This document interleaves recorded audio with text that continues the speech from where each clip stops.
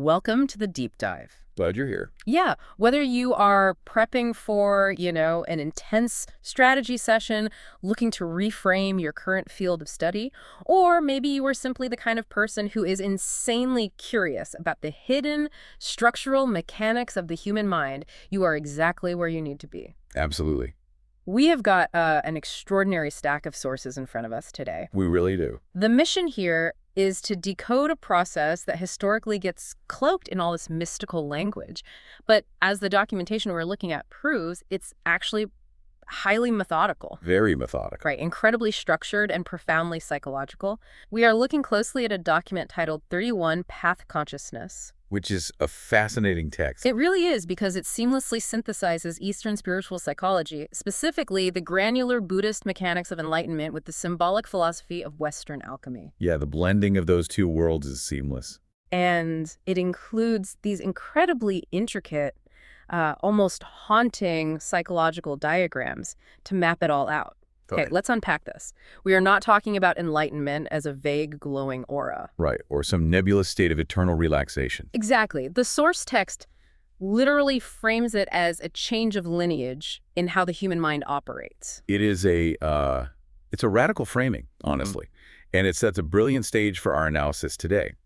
What we're really examining is the architecture of a total paradigm shift. The total shift. Yeah. True understanding, especially on the scale of systemic psychological awakening, rarely happens by simply accumulating new data. You can't just layer it on. Right. You can't just layer it onto your existing worldview. The text is quite adamant that you cannot pour fresh water into a vessel that is already structurally compromised. Compromised by rigid attachments. Attachments, outdated methods of perceiving reality, all of it. The old architecture has to be systematically dismantled, and in some cases, completely shattered. So a new ground of being can be established. That brings us perfectly to the first major theme of our journey today, the destruction of the old self. A heavy theme. Very. The source document opens with this incredibly provocative, somewhat jarring quote from Fernando Pessoa's The Book of Disquiet. Yes. He writes, "In order to understand, I destroyed myself." It's a powerful line.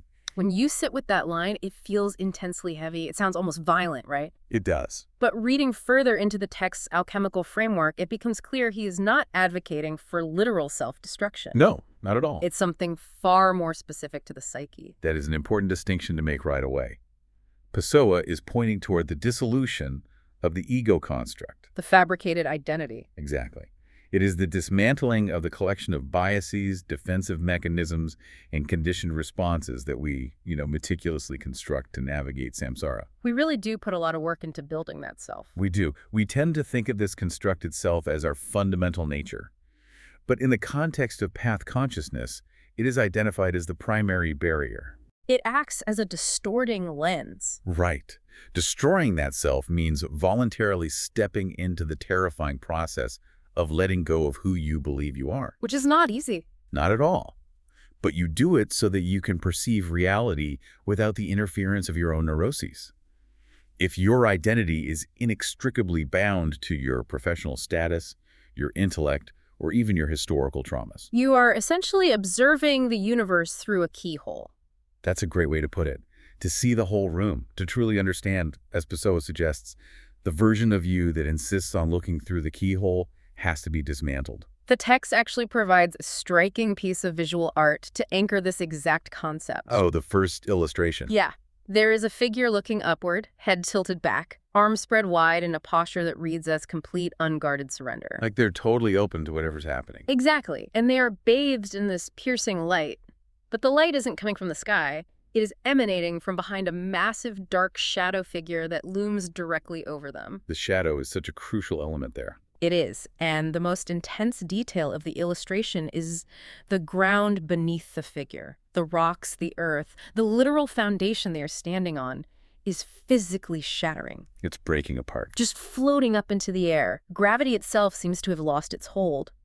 When you look at that image, it immediately evokes those profound, often destabilizing moments of paradigm shift in our own lives. Oh, absolutely. Think about a massive career pivot, or a sudden crisis of faith, or the realization that a core philosophy you held was fundamentally flawed. It feels exactly like that solid ground is shattering. That visual captures the inherent duality of the process beautifully. Though the text pushes the implication even further, the shattering ground certainly represents the ontological shock. The terrifying loss of equilibrium. Yes, exactly, when our conditioned paradigms fail us. But that massive shadow figure is the key. It suggests that the illumination does not come from an external divine source, But from the integration of the unknown. the unknown or repressed elements of the psyche.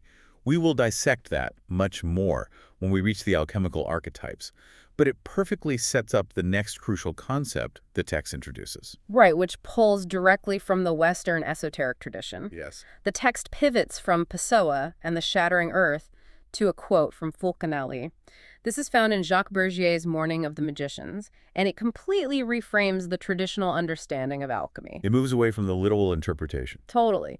Instead of the cliché of turning literal lead into physical gold, the quote reads, "The secret of alchemy is this. There is a way of manipulating matter and energy so as to produce what modern scientists call a field of force. This field acts on the observer and puts him in a privileged position vis-a-vis the universe." What's fascinating here is that it's a profound pivot from metallurgy to consciousness. It changes everything. It is a vital translation of the metaphor. The lead is the base, reactive state of mind burdened by fetters. The gold is the awakened awareness. But Fulcanelli's field of force is where it gets really wild. It is. In the context of our source text, that field is the localized manifestation of a new state of consciousness.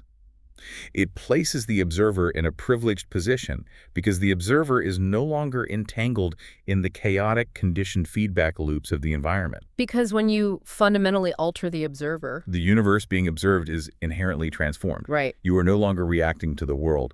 You are engaging with it from a stabilized, unconditioned ground of being. this is where we need to dig into the actual mechanics of how this transformation occurs. Moving into part 2, defining path consciousness. Let's get into the terminology. Yeah, the text relies on some highly specific terminology from Buddhist psychology. The foundational concept they build upon is the citta. Right, C-I-T-T-A. Now, we know a citta is essentially a discrete moment of consciousness, a single cognitive event arising and passing away. Just a flash of awareness. Exactly.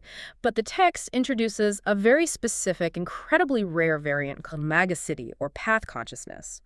What makes this specific mental event the catalyst for the paradigm shift we are discussing? The defining characteristic of magasiddha is its object. Okay. Every siddha, by definition, must be conscious of something. In the ordinary conditioned state, our mind moments take compounded worldly phenomena as their objects. Like a sensory input, an abstract concept, a memory. Exactly. But magasiddha is revolutionary because it takes the unconditioned reality nibbāna as its direct object. Wow. It is a momentary piercing alignment where the mind focuses entirely on the cessation of conditioned phenomena. It is not thinking about liberation. It is taking liberation itself as the object of awareness. That is what causes the structural rewiring. Precisely. The text also outlines a fascinating exception regarding this process when it comes to an arahant, a fully awakened individual. A very important caveat. Yeah, it notes that for someone operating at that ultimate stage, their awareness functions differently. They still experience siddhas, they still interact with their environment, but these mind states lack any karmic potential. They leave no residue. How does the text explain a consciousness that operates without generating any karmic residue? It is fundamentally a question of intent and attachment. For the unawakened mind, every volitional action is tethered to a desire for a specific outcome, or an aversion to one. Right, wanting things to be a certain way. That friction is what generates karmic potential. The arahant operates entirely without that friction. Their actions arise from pure functionality and wisdom, devoid of egoic grasping. It's like the analogy the text hints at. The difference between carving a deep groove into a piece of wood, leaving a permanent mark, versus tracing a finger through water. That's a beautiful way to visualize it. The action occurs, the water parts, but it instantly settles back into stillness without leaving a trace. But for those of us who are still tracing grooves in the wood, so to speak, the text is unforgiving about the prerequisites for even approaching this state of magasiddha. Oh, it is very strict. It explicitly states that you cannot deliberately cultivate path consciousness if your mind is fixated on profit, gain, or conditional outcomes. The sacrifice has to be without condition. It is a severe safeguard against spiritual materialism. Mm-hmm. The ego cannot orchestrate its own demise while simultaneously hoping to take credit for it. Right. You can't be looking for a trophy. Exactly. If you are engaging in these practices to acquire a sense of superiority, or to achieve a state of perpetual calm just for your own comfort, or to add enlightenment to your personal resume, You are reinforcing the very fetters you are attempting to break. yes, the motivation must be a pure, unadulterated drive for liberation from the cycle of suffering, period. To actualize that, the text introduces the concept of the Titikukapugla, which it translates as a person with triple-rooted consciousness. Yes, the three roots. It mentions that to reach this point, the mind must possess all the beautiful mental factors, the Supanasattasikas, and it must be anchored by panna, or wisdom. Let's space these concepts out because they are dense. Very dense. What exactly constitutes a beautiful mental factor in this structural framework, as opposed to an aesthetic one? There's a crucial distinction. In this psychological model, beautiful does not mean pleasant or socially agreeable. It's not about being a nice person. Right. It refers to mental factors that are structurally pure, meaning they do not generate obscurations or turbulence in the mind. The Supanasattasikas include factors like mindfulness, ethical integrity, tranquility of the mental body, and buoyancy of consciousness. So if you lack those, Your mind is too heavy, too reactive, and too clouded to sustain the immense focus required for Magasitta. The triple roots refer to non-greed, non-hatred, and non-delusion. a Titukapugala is an individual whose baseline consciousness is naturally inclined toward those three roots. And the panna, the wisdom factor, is the discerning element that cuts through the illusion. It isn't just book knowledge. No, it's not academic. It's the direct experiential understanding of impermanence and non-self. Which brings us to part 3, the tipping point. We are looking at the first major milestone of awakening, becoming a sotapanna, or a stream enterer. The entrance to the path. Right. We often associate these spiritual milestones with profound serenity or an influx of bliss, but the source text reveals that the immediate prelude to this stage is something else entirely. It describes a phenomenon called gotrabuchita. Yes, the change of lineage. This is arguably one of the most psychologically intense concepts in the document. It sounds intense. Kotrabu is the transitional mind moment that occurs immediately prior to the first flash of path consciousness. It marks the exact threshold where an individual is severing their ties to the lineage of the ordinary conditioned world. The world of ego, grasping, and perpetual dissatisfaction. Exactly. And entering the lineage of the noble ones. Here's where it gets really interesting. The text highlights that this change of lineage is incredibly destabilizing.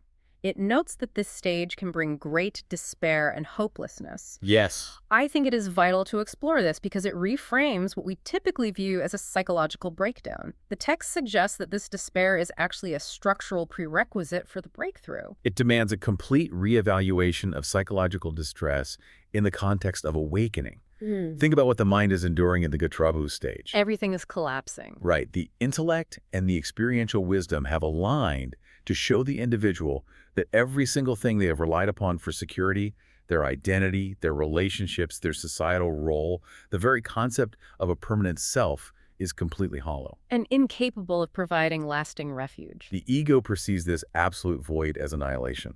The despair arises because all worldly hope is recognized as a mechanism of suffering. To the unconditioned awareness, this is liberation. But to the dying ego, It is absolute terror. it is the ultimate existential dread.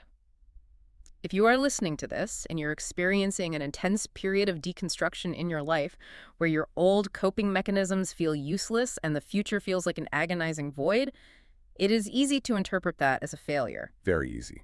But this framework suggests that you might just be standing on the precipice of the Gotrabuchita. You haven't failed.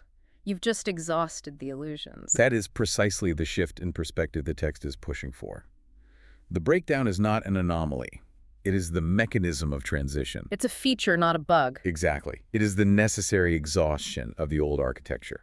And that exhaustion is what allows the individual to finally cross the threshold. Which the text categorizes meticulously in Part 4, the 4 path moments and the severing of fetters. The granular breakdown of the process. The text translates the journey into 4 sequential, irreversible moments. These aren't gradual fading periods, they are discrete events. The text refers to the obstacles being removed as samyojana, or the 10 fetters that bind a being to the cycle of conditioned existence. Chains. Right.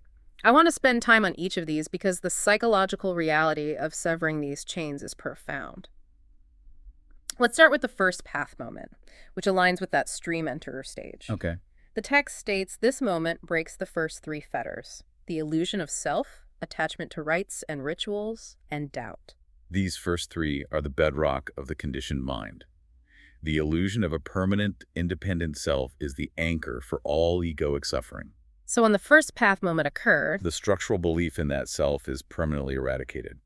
The mind sees clearly that what it calls I is merely a sequence of compounded, transient phenomena. and the second fetter, attachment to rites and rituals. It means realizing that no external action, no perfect ceremony, no rigid adherence to rules can produce unconditioned liberation. The third fetter is fascinating to me: skeptical doubt.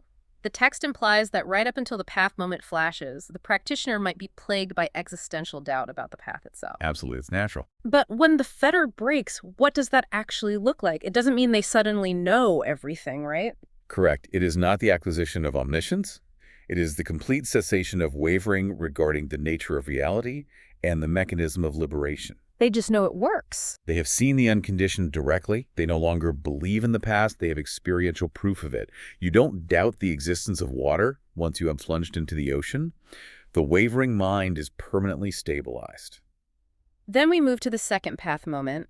The text is very specific here. It says this moment weakens but does not yet break the fourth and fifth fetters, which are sensual desire and ill will. A critical transitional phase. What is the psychological reality of a weakened fetter?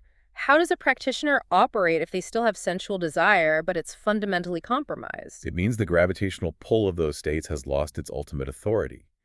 A practitioner at the second stage will still experience moments of anger, frustration, or the craving for sensory pleasure. But it doesn't hook them the same way. Exactly. Because the core illusion of the self was shattered in the first stage, there is no solid entity for the anger or desire to attach to.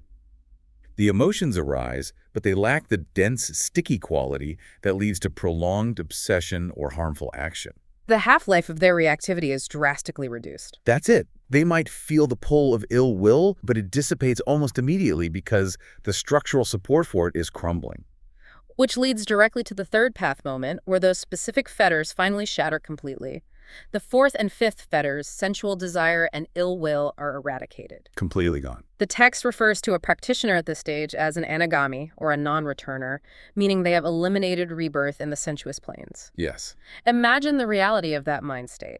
A life completely devoid of malice, where you are structurally incapable of harboring hatred and completely free from the relentless craving for sensory stimulation. It is a state that challenges our very definition of what it means to be human, because so much of the human experience is defined by the oscillation between chasing pleasure and fleeing pain. We spend our whole lives on that pendulum. We do.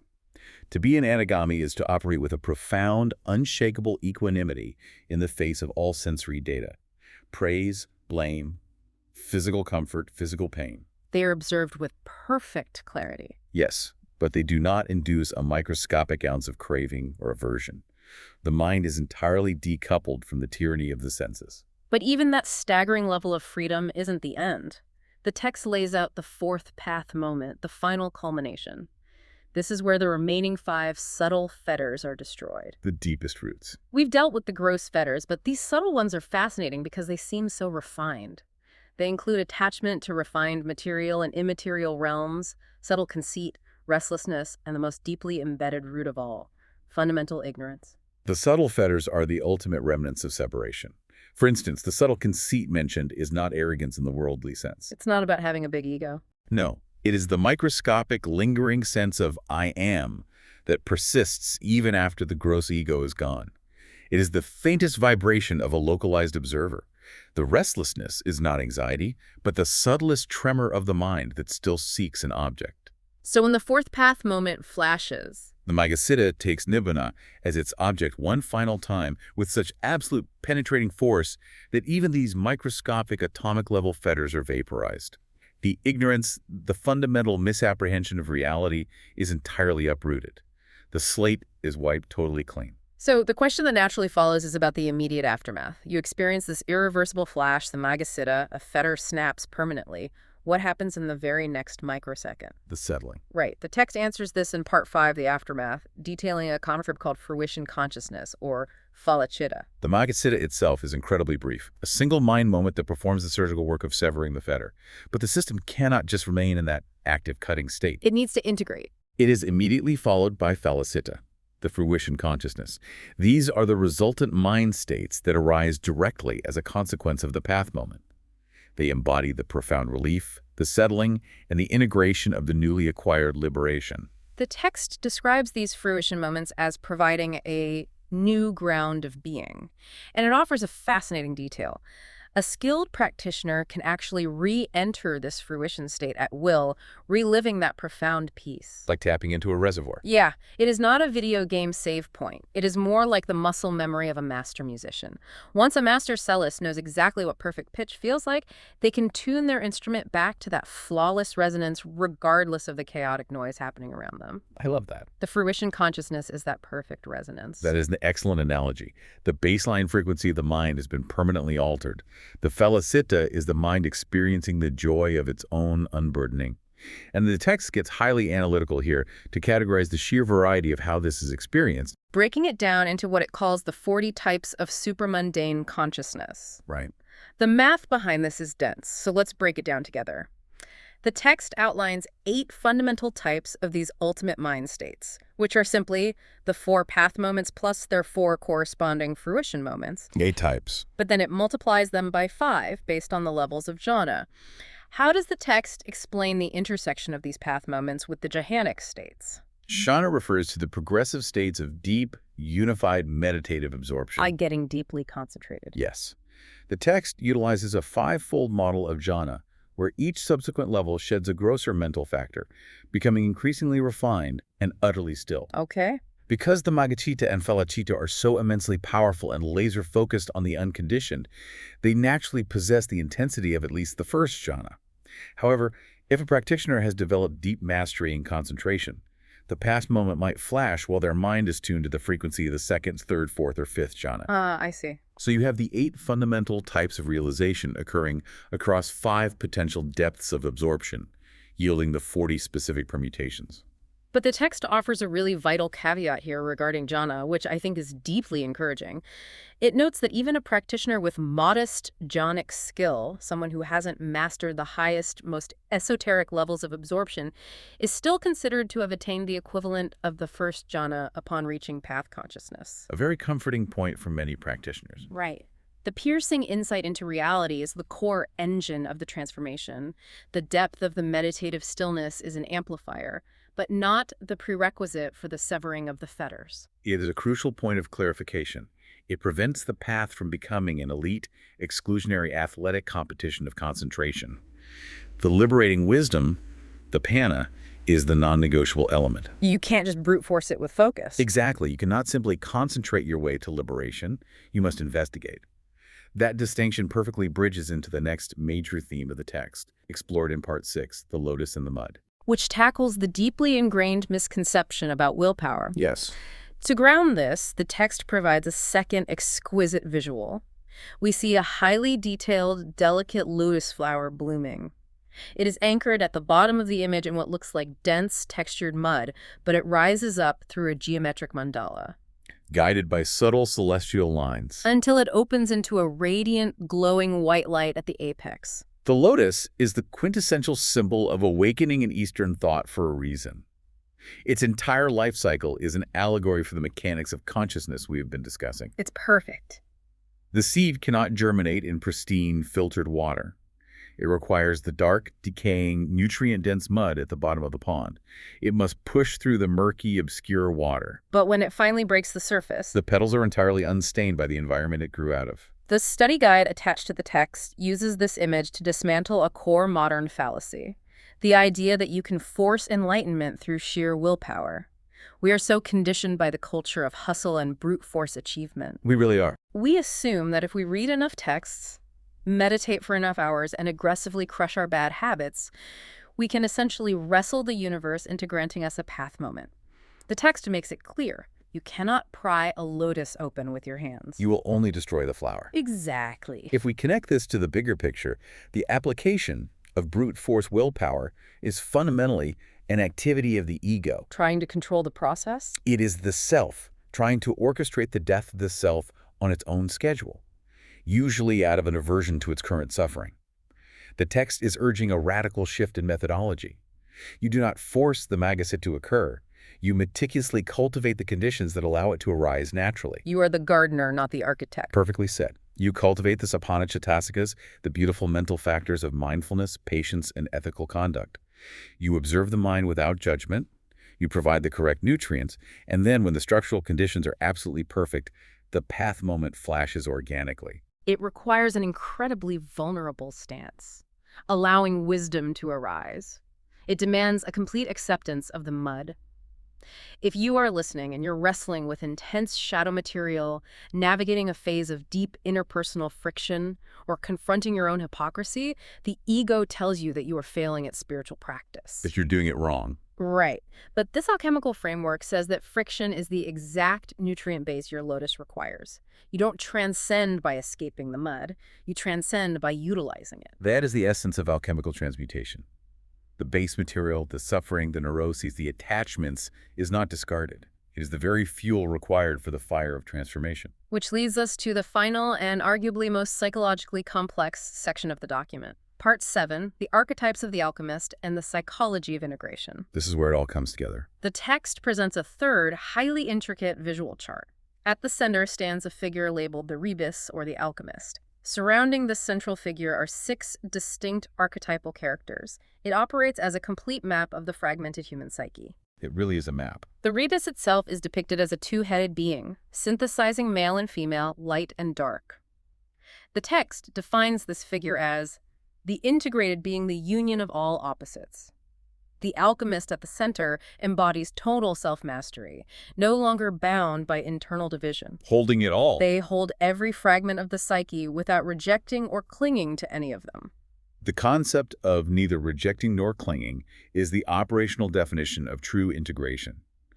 The rebus is not a figure of pure, unadulterated light who has banished all darkness. That is a fantasy of the unawakened mind. The rebus is a synthesis. Yes.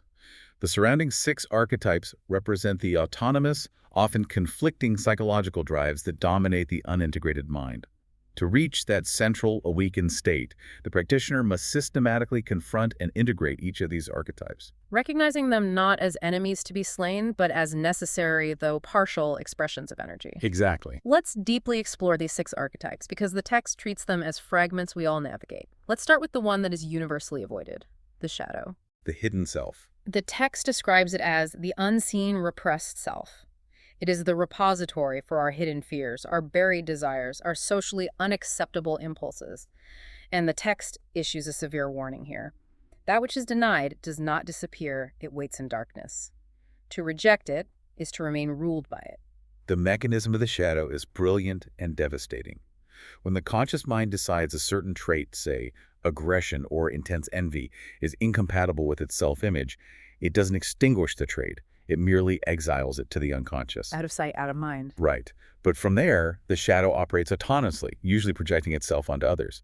If you are deeply repulsed by someone else's arrogance, it is often your own repressed arrogance demanding attention. Wow. The alchemical process of the path cannot occur while the shadow is exiled. The energy required for the breakthrough is locked in the basement. Integration means shining the light of awareness on these repressed elements and acknowledging them without judgment. Moving clockwise, we encounter the infant. The text defines this as the origin of self-awareness. It embodies pure innocence, unbound curiosity, and unshaped potential. The infant perceives the world vividly. But the text adds a crucial limitation. Right. While they hold the mirror of perception, the reflection is not yet clear. They lack discernment. We all possess this inner pure perceiver, but without the structure of wisdom, it cannot navigate the complexity of samsara. The infant must be integrated because it provides the vitality in the beginner's mind necessary for true observation. But if a person operates solely from this archetype, they are fundamentally naive. Incapable of recognizing danger. Or understanding the deeper causes of suffering. They require the balancing force of the next archetype. The shepherd. The shepherd. The shepherd is designated as the guardian of the natural order. This archetype represents our capacity for care, our drive for communal harmony, and our nurturing instincts. But the text is very careful to highlight the inherent shadow of the shepherd. Without strength, the shepherd risks becoming entirely passive, unable to establish boundaries. We see this constantly in individuals who over-identify with a spiritual or healer persona. They possess immense compassion, but they conflate pacifism with powerlessness. They allow themselves and others to be consumed by toxic dynamics because they fear conflict. The integrated alchemist knows how to nurture, but also knows that true compassion sometimes requires fierce, unyielding boundaries. That fierce boundary setting is the domain of the next figure, the warrior. Yes. This is the disciplined force of will, the survival instinct, the capacity for focused aggression. The text warns, without wisdom, the warrior becomes violently destructive. Without strength, they become powerless. The warrior energy is absolutely necessary to sever the fetters. It requires immense courage to face the Gatrabu despair. But if a person is entirely consumed by the warrior archetype, they view every interaction as a zero-sum battle. They cannot rest. They can only conquer. And that perpetual conquering often leads directly into the trap of the next archetype, the king. The text explicitly labels the king as egotic fantasy. The king represents the allure of dominion, authority, and the seduction of the curated self-image. The critical flaw of the king is that they are bound by their own reflection, mistaking their persona for their actual being. It's the ultimate vanity. This might be the most insidious trap of our modern era. We see it constantly with people who build vast empires, whether literal corporate empires or just massive social media followings.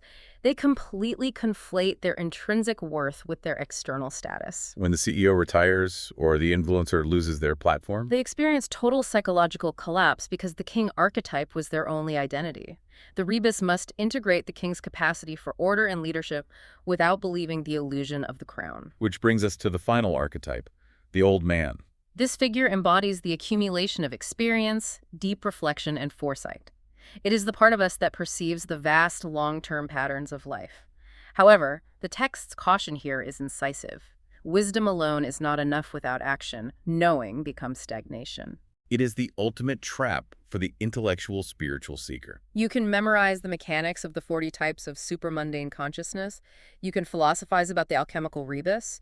But if you do not actively engage in the friction of reality, if you do not act our things, you are just a stagnant reservoir of data.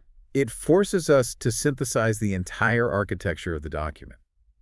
How do these diverse archetypes relate to the destruction of the old self we discussed at the very beginning with Pessoa?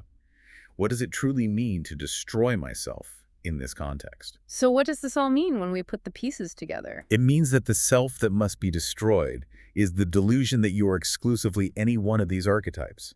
You must destroy the rigid identification with the king, or the naive clinging to the infant, or the fearful repression of the shadow. Bringing it all into balance. The awakened mind, the integrated alchemist, is the reconciliation of all these fragments.